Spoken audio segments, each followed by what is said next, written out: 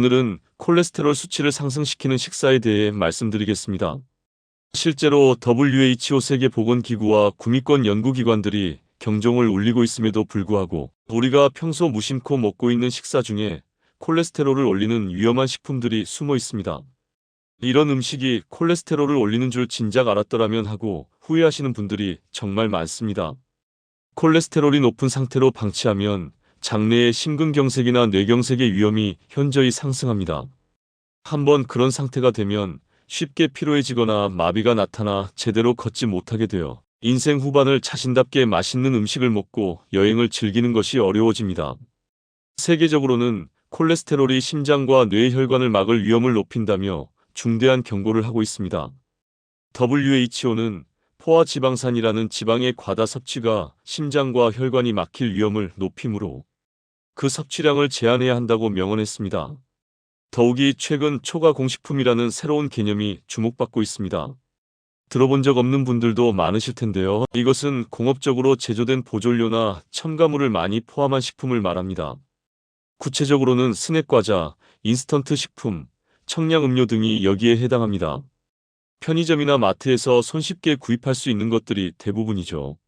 이렇게 편리하고 보존이 잘 되며 먹기 쉬운 식품들은 첨가물이 많을 뿐만 아니라 탄수화물이나 포화지방산 함유량이 높은 경향이 있습니다.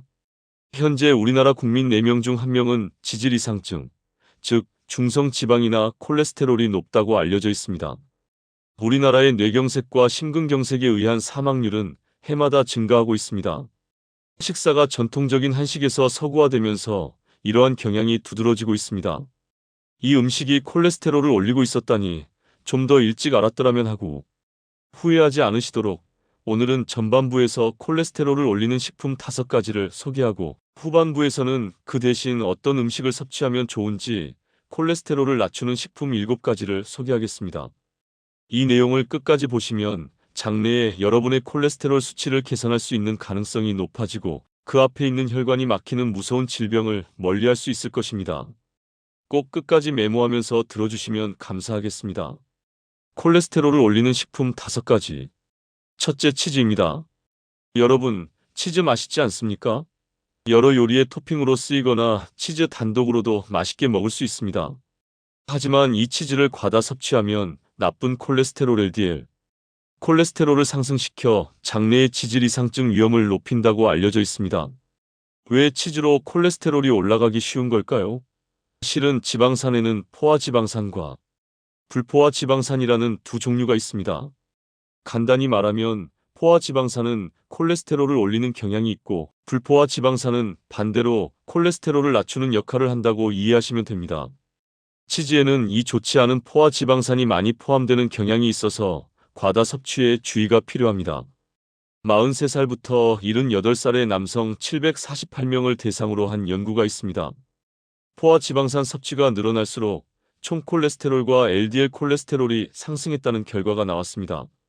총 콜레스테롤은 7% 상승하고 LDL 콜레스테롤, 나쁜 콜레스테롤은 9% 상승했습니다. 그뿐만이 아닙니다.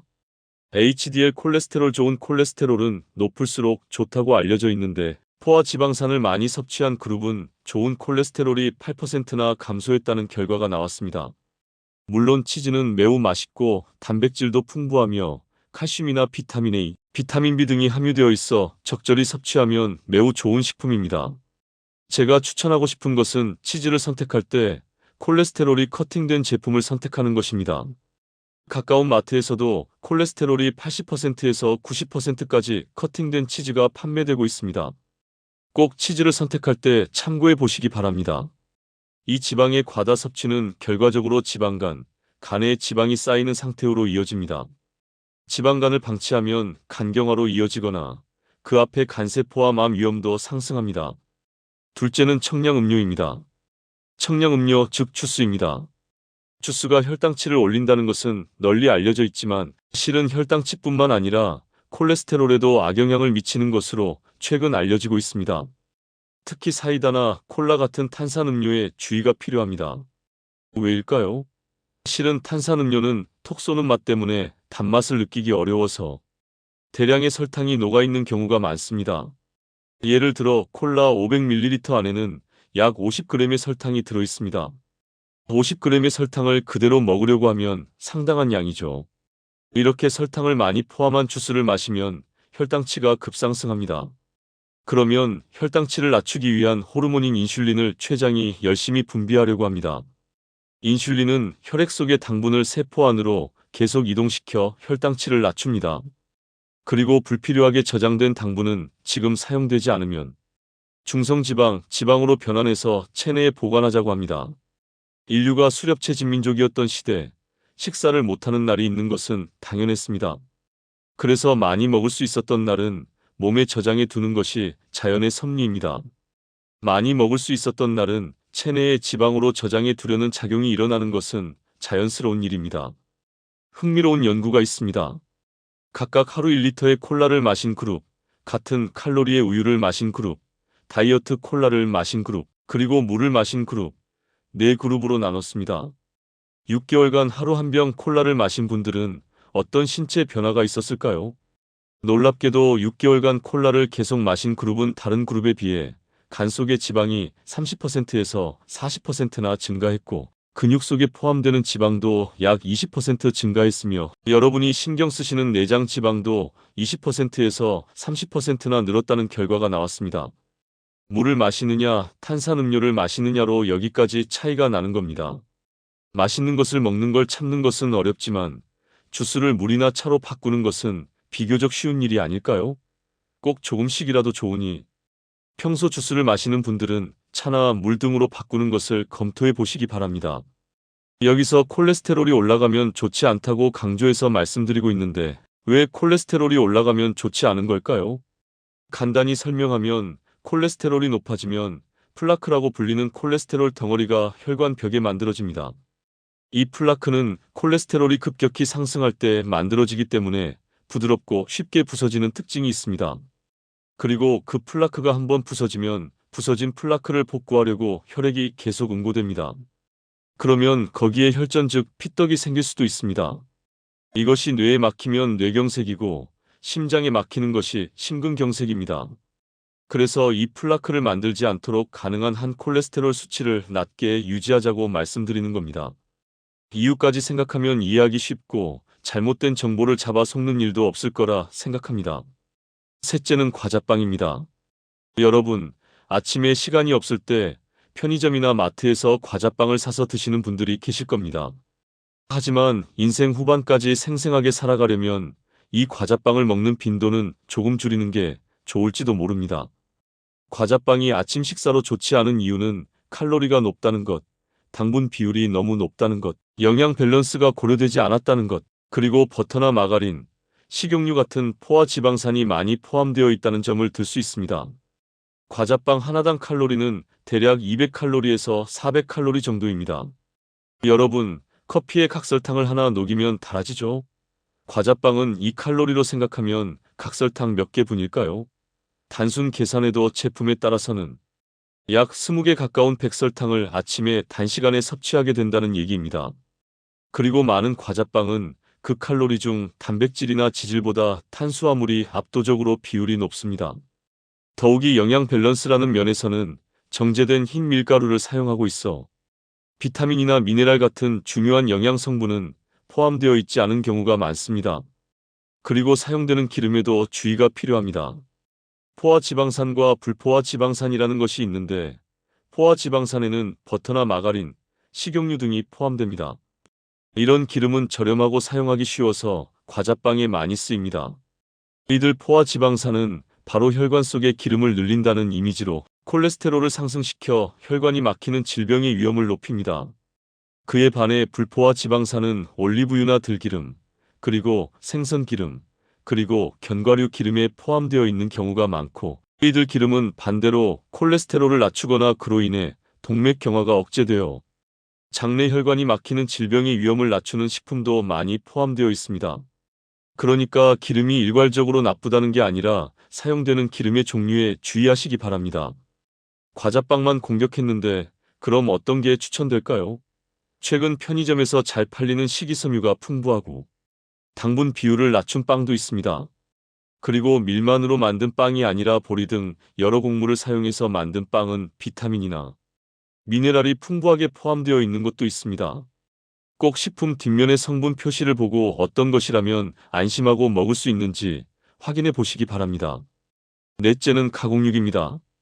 과거에도 가공육이 대장암 위험이 된다는 얘기를 했지만 그뿐만 아니라 가공육은 콜레스테롤을 올려 그 앞에 있는 장내의 심근경색, 뇌경색 위험이 올라간다는 데이터가 확실히 있습니다. WHO는 이 가공육을 담배나 성면 등과 같은 부류의 위험한 물질로 분류하고 있을 정도입니다. 가공육이란 구체적으로는 햄이나 소시지, 비엔나 등이 포함됩니다. 이들은 가공하는 단계에서 많은 식염이 사용되거나 보존료나 첨가물 등이 사용되기 때문에 여러 위험을 상승시키는 것으로 알려져 있습니다. 167만 명을 대상으로 한 여러 연구를 정리한 신뢰성 높은 논문에서는 가공육을 많이 섭취하는 그룹은 사망 위험이 22%나 상승했고 더욱이 심장이나 뇌혈관 등이 막히는 질병이 될 위험이 18%나 상승했다는 결과가 나왔습니다. 얼마나 섭취하면 그런 위험이 상승하느냐 하면 하루 50g부터 상승하기 시작한다고 알려져 있습니다. 식당에서 햄버거를 먹으면 쉽게 100g, 150g을 먹게 되죠. 이런 점에서도 가공육은 결코 먹지 말라는 게 아니라 평소 식사의 보상으로 사이드 메뉴로 작은 접시에 담아 소량만 먹는 그런 적절한 섭취 방법을 권합니다. 다섯째는 간식만 먹는 것입니다. 이것은 특정 식품이 나쁘다는 게 아니라 간식을 많이 드시는 분들은 대체로 콜레스테롤이 오르기 쉬운 경향이 있습니다. 그 이유를 설명하겠습니다. 중국 북부에서 진행된 전향적 코호트 연구라는 연구에 따르면 간식 중심의 생활, 즉 간식만 먹고 메인 새끼를 잘 안 먹는 분들은 간식 섭취가 적은 분들에 비해 콜레스테롤이 정상치를 넘는 위험이 72%나 상승했다는 결론이 나왔습니다. 놀라운 결과 아닙니까? 이런 결론이 나온 요인으로는 역시 간식이라고 하면 떠오르는 게 스낵 과자나 초콜릿 등이죠. 이런 음식은 보존이 잘 되고 먹기 쉽지만 역시 칼로리가 높고 지방이 많이 포함된 식품이 많습니다. 지방 중에서도 앞서 말한 치즈처럼 포화 지방산이 많다는 특징이 있습니다. 이런 것을 간식으로 배가 고플 때마다 매번 먹으면 우리 몸속은 항상 혈당치가 높은 상태가 계속됩니다. 여러분 몸에 있는 췌장이라는 장기는 이 혈당치를 낮추기 위해 항상 열심히 인슐린을 분비합니다. 그러면 우리 몸은 쉴 틈 없이 인슐린에 의해 혈액 속에서 세포 안으로 당분이 계속 운반됩니다. 이로 인해 여분의 당분은 계속 체내의 지방으로 축적되는 겁니다. 또 자꾸 저녁 식사 후 야식을 먹고 싶어지죠. 이 야식을 먹는 것도 실은 체내 시계를 어지럽혀 몸속에 기름을 쌓아두기 쉽게 만드는 것으로 알려져 있습니다. 하지만 실제로 집안일이나 일을 하다 보면 배가 고파지죠. 그때 어떤 음식을 먹으면 좋을까요? 다음 제2부에서는 콜레스테롤을 낮추는 식품 7가지로 제1부에서 말씀드린 치즈나 주스, 그리고 가공육, 그리고 과자빵이나 간식, 그 대신 어떤 것을 먹으면 콜레스테롤이 내려가기 쉬워지는지 알기 쉽게 설명하겠습니다. 제1부에서는 콜레스테롤을 올리기 쉬운 음식으로 다음을 소개했습니다. 첫째로 치즈를 소개했습니다. 그 이유는 포화지방산 콜레스테롤을 올리기 쉬운 지방산이 많이 포함되어 있다는 이유였죠. 그리고 둘째로 청량음료, 주스를 소개했습니다. 주스는 설탕을 효율적으로 섭취하기에 매우 유효하지만 반대로 말하면 그렇게 고생하지 않아도 어느새 설탕을 많이 섭취하게 되는 원인이 됩니다. 혈당치의 급상승은 지방을 축적하는 원인이 됩니다. 셋째로 과자빵을 소개했습니다. 과자빵은 자꾸 먹기 쉬워서 아침 식사로 섭취하기 쉽지만 정제된 밀은 실은 고칼로리에 기름을 많이 포함한 것이 많으니 꼭 주의해 보시기 바랍니다. 그리고 넷째로 가공육을 소개했습니다. 가공육은 대장암 위험을 높일 뿐만 아니라 콜레스테롤이 올라 그 앞에 있는 심장이나 뇌의 혈관을 막을 위험까지 올라간다는 확실한 연구가 있을 정도입니다. 가공육은 하루 50g까지라고 의식해 보시는 건 어떨까요? 그리고 마지막 다섯째, 간식이 많은 분은 콜레스테롤이 오르기 쉬웠습니다. 항상 혈당치가 높은 상태가 계속됨으로써 인슐린이 많이 분비되어 계속 몸에 지방이 축적되기 쉬워진다고 소개했습니다. 그럼 기다리시던 제2부입니다.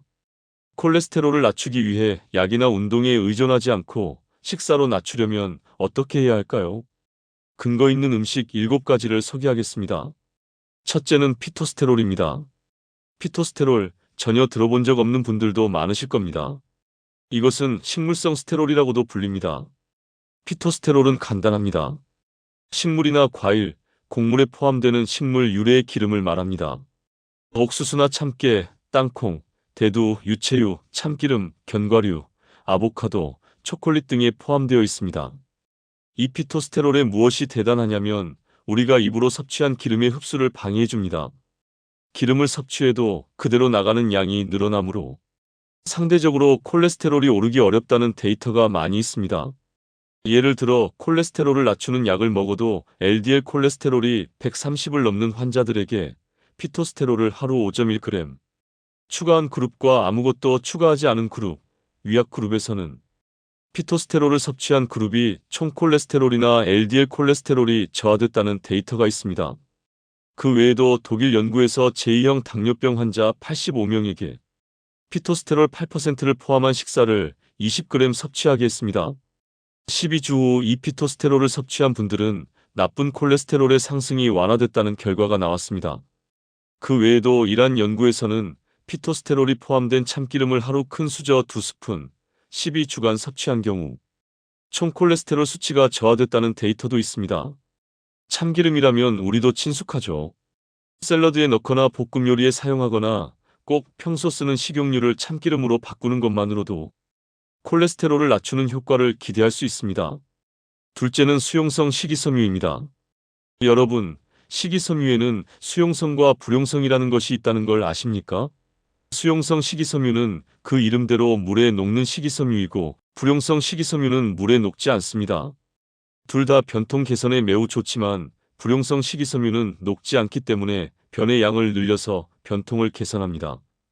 그에 반해 수용성 식이섬유는 물에 녹음으로써 변을 부드럽게 하거나 장내 세균의 먹이가 되어 장 상태를 정돈하는 그런 효과가 기대되고 있습니다. 메타 분석이라는 신뢰성 높은 많은 논문을 모아 분석한 연구에서도 수용성 식이섬유는 섭취하면 할수록 총 콜레스테롤, LDL 콜레스테롤이 저하된다고 알려져 있습니다. 놀랍게도 식이섬유 섭취량이 1g 늘어날 때마다 나쁜 콜레스테롤은 평균 2.2 수치가 저하된다고 알려져 있습니다. 대단한 결과죠? 꼭 수용성 식이섬유를 의식적으로 섭취하시기 바랍니다. 수용성 식이섬유는 의식하지 않으면 섭취하기 어렵습니다. 많이 포함된 식사는 끈적끈적한 것, 미끈미끈한 것이라고 기억하면 알기 쉬울 겁니다. 나토, 다시마, 미역, 물미역, 매생이, 마 등이 있습니다. 일부러 끈적끈적한 것, 미끈미끈한 것을 골랐지만 이런 음식이 수용성 식이섬유가 많이 포함된 식사입니다. 특히 추천하는 것은 역시 나토입니다. 나토는 단백질이 풍부할 뿐만 아니라 수용성 식이섬유도 불용성 식이섬유도 둘 다 포함되어 있습니다. 그리고 비타민이나 미네랄도 풍부하고 나토, 키나아제라는 물질은 최근 혈액을 맑게 해주는 것으로 알려져 있을 정도입니다. 그 외에도 추천하는 수용성 식이섬유가 미역입니다. 미역은 무엇보다도 미네랄이 풍부하고 저칼로리입니다. 건조 미역을 사면 보존도 쉽고 저렴하게 많이 먹을 수 있습니다. 그리고 미역은 거의 식이섬유이기 때문에 이 미역을 먹음으로써 식후 혈당치 상승이 완만해졌다는 효과도 있고 미역 자체가 나쁜 콜레스테롤 상승을 억제한다는 데이터가 있을 정도입니다. 건조 미역도 생미역과 효과는 뒤지지 않는다고 알려져 있으니 꼭 초무침으로 하거나 된장국에 넣어서 미역을 섭취해 보시는 건 어떨까요? 셋째는 들기름입니다. 여러분, 들기름이라고 해도 들어본 적은 있지만 별로 먹어본 적은 없다는 분이 대부분일 겁니다. 실은 이 들기름은 오메가3 지방산 중에서도 알파, 리놀렌산이라는 나쁜 콜레스테롤을 낮추는 기름이 포함되어 있어 큰 주목을 받고 있습니다. 우리나라의 어느 연구에서는 연구 참가자를 한쪽은 알파 리놀렌산을 포함하는 들기름 10g, 다른 한쪽은 알파 리놀렌산이 거의 포함되지 않은 옥수수 기름 10g 각각 하루 한 번 저녁 식사 때 먹게 하고 그 후 1개월에서 3개월간 콜레스테롤이 어떻게 변화하는지 보는 연구가 있습니다. 그 연구 결과 그래프를 보면 검은 점이 들기름을 섭취한 분들의 콜레스테롤 하강 정도입니다. 흰 점이 옥수수 기름이므로 연구를 시작하고 4주 1개월 시점에 들기름을 먹은 사람들은 25.1%나 LDL 콜레스테롤이 내려갔다고 알려져 있습니다. 즉 콜레스테롤 수치가 대략 4분의 1 정도 저하됐다는 얘기입니다. 어떻습니까? 하루 한 번 10g 섭취했을 뿐인데 4분의 1이 저하됐다는 것은 매우 기대할 수 있는 연구가 아닐까 생각합니다. 그럼 들기름 10g을 어떻게 섭취하면 좋을까요? 추천은 샐러드에 뿌리는 겁니다. 왜냐하면 이 들기름은 산화하기 쉽다고 알려져 있습니다. 그래서 가열하면 산화되어 유효한 성분이 저하된다고 생각되므로 추천하는 먹는 방법은 샐러드에 가볍게 소금이나 올리브유를 뿌리고 그 위에서 들기름을 뿌려 드시기 바랍니다. 실은 이 들기름은 먹어보시면 아시겠지만 그렇게 특이한 맛도 없고 오히려 샐러드의 고소한 맛이 나서 먹기 좋아집니다. 꼭 드셔보시기 바랍니다. 개인적인 추천으로는 모짜렐라 치즈 같은 블록 치즈를 잘게 썰어서 샐러드에 뿌려주면 더욱 고소하고 부드러운 맛있는 샐러드가 됩니다. 어떻습니까? 데이터나 왜 내려가는지까지 생각하면 이해하기 쉽고 잊기 어려울 겁니다. 넷째는 대두입니다. 대두가 콜레스테롤을 낮춘다는 얘기는 별로 들어본 적 없는데 하고 생각하시는 분도 많을 겁니다. 다른 건강 채널 영상에서도 좀처럼 해설되지 않았습니다. 이 대두에 포함되는 이소플라본이라는 것이 인간 몸의 총 콜레스테롤이나 나쁜 콜레스테롤을 저하시키는 것 아니냐며 주목받고 있습니다. 어느 연구를 소개하면 건강한 사람에게 소고기 간 고기를 먹게 하는데 한쪽은 식물 유래의 대두, 기름을 포함한 소고기 간 고기, 그리고 다른 한쪽은 일반 소고기 간 고기를 먹게 했습니다. 그러자 결과는 놀랍게도 대두 기름이 첨가된 소고기 간 고기를 먹은 사람들은 일반 소고기 간 고기를 먹은 사람들에 비해 나쁜 콜레스테롤은 9.3%, 총 콜레스테롤은 14.9%나 저하됐다고 알려져 있습니다. 고기를 먹으면 콜레스테롤이 올라간다고 하는데 그 고기에 대두 유래의 치즈를 넣었을 뿐인데 콜레스테롤이 저하됐다는 것은 대두 자체에 콜레스테롤을 낮추는 작용이 있는 것 아니냐는 결과가 나왔습니다. 아니, 평소 먹는 고기에 대두 치즈를 첨가하는 건 좀처럼 할 수 없다고 하시는 분, 그건 당연히 저도 할 수 없습니다.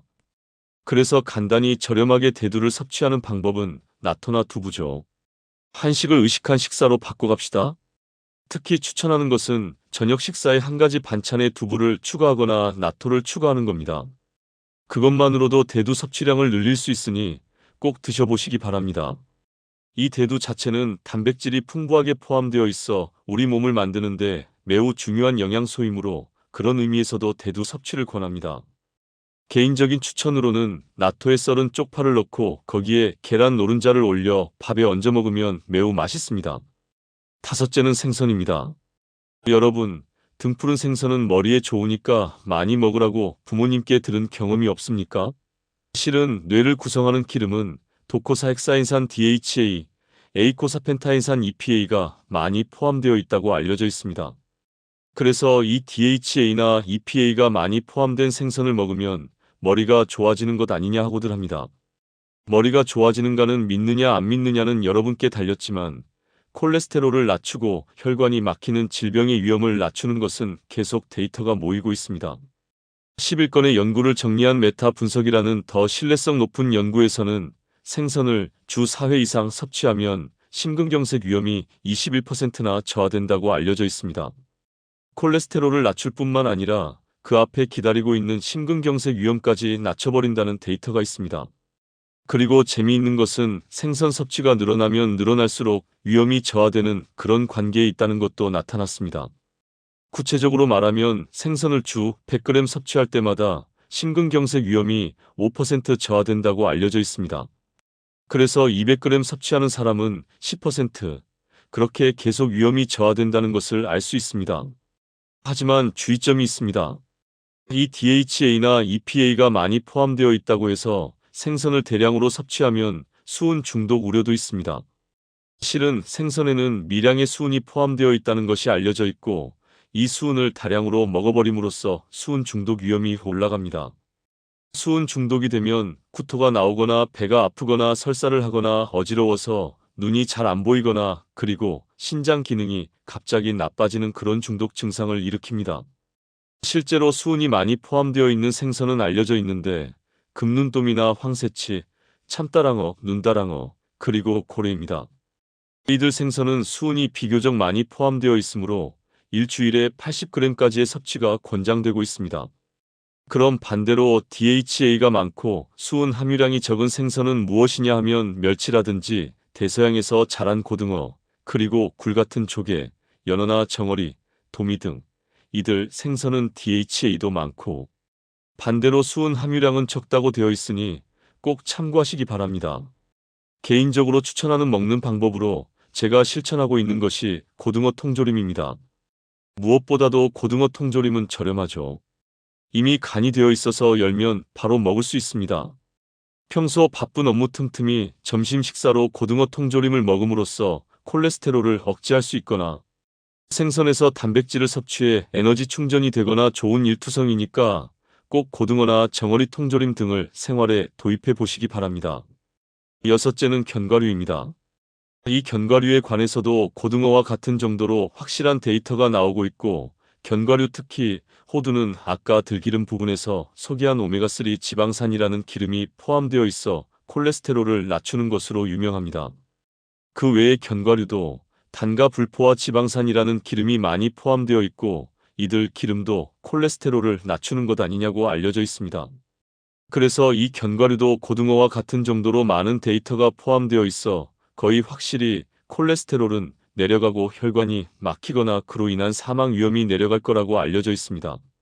어느 대규모 연구를 소개하면 그 연구에서는 견과류를 먹지 않는 사람과 견과류를 주 5회 이상 먹는 사람을 비교하면 주 5회 이상 견과류를 먹는 사람들은 심근경색이나 뇌경색 위험이 14% 낮았다는 것을 알았습니다.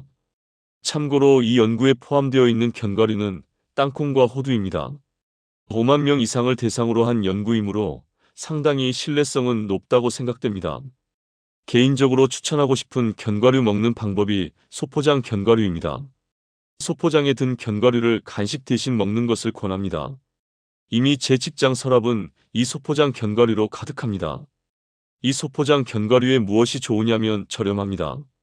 어느 정도 씹어 먹기 때문에 먹은 느낌도 있고 스낵 과자를 먹는 것보다는 손이 더럽혀지지 않아서 일하면서도 배가 고플 때 먹을 수 있습니다.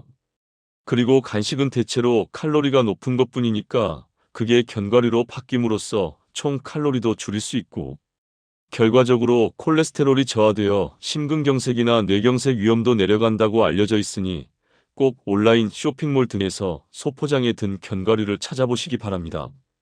개인적인 추천으로는 역시 오메가3 지방산이 포함되어 있는 호두를 권하고 싶습니다. 일곱째는 지중해식 식단입니다. 과거에도 여러 번 강조해 왔습니다. 이 지중해식 식단은 총 콜레스테롤을 낮추는 것뿐만 아니라 당뇨병을 앓고 있는 분들의 중성지방을 낮추고 그리고 애초에 동맥경화 끝에 심근경색이나 뇌경색 위험을 낮춥니다. 그뿐만이 아닙니다. 치매 위험, 그리고 특정암의 위험을 저하시켰다는 슈퍼푸드입니다. 지중해식 식단은 유럽 지중해 연안의 식사로 해산물이 풍부하기 때문에 생선이 중심이고 채소나 과일, 콩 제품, 그리고 유제품 그런 것들을 중심으로 한 식사 방법입니다. 붉은 고기나 식용유 등은 적고 생선이나 올리브유가 중심입니다. 그리고 이 생선이나 콩을 섭취한다는 식습관은 우리나라 사람들에게 매우 친숙합니다. 앞서 소개한 나토나 두부, 그리고 등푸른 생선도 지중해식 식단에 포함되고 각각이 콜레스테롤을 저하시켜주는 그런 기대를 가질 수 있습니다. 실제로 6건의 시험을 정리한 메타 분석이라는 신뢰성 높은 시험에서는 비만 상태에 있는 2,650명을 모아 지중해식 식단과 저지방 식단으로 나눠 먹게 했습니다. 그러자 놀랍게도 지중해식 식단을 먹은 그룹이 총 콜레스테롤이 평균 7.4 낮았다는 데이터가 나왔습니다.